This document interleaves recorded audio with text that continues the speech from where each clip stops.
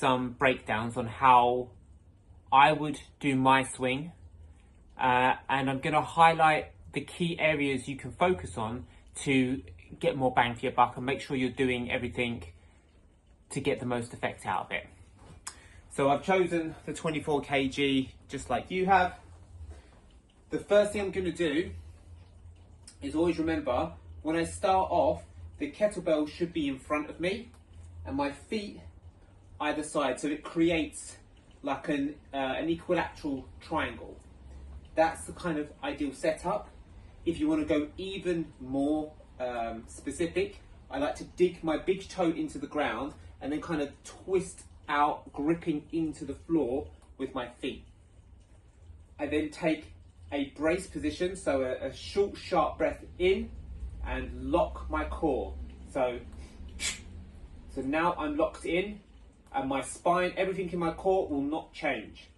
I take my hands and karate chop into my hips, opening my knees, looking up and forward and reaching out to grab the bell.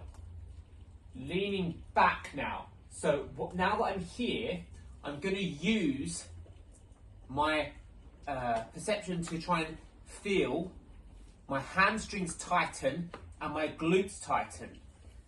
Think of when you're driving your car, driving a manual, you're looking for that bite point, that point where there is enough tension locked into that back part, because that is where all of the power is going to come from.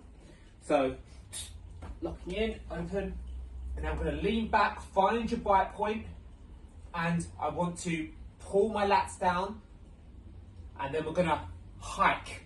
So like an American football style, we're going to rip the kettlebell back and then thrust up to here.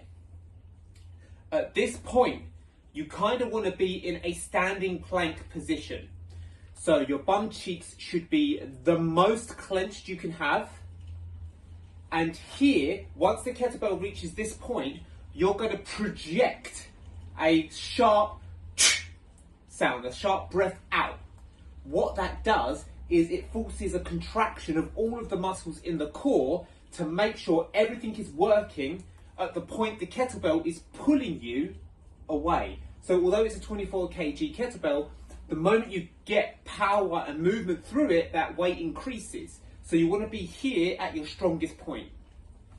So we go from here, brace, load, look up, hike,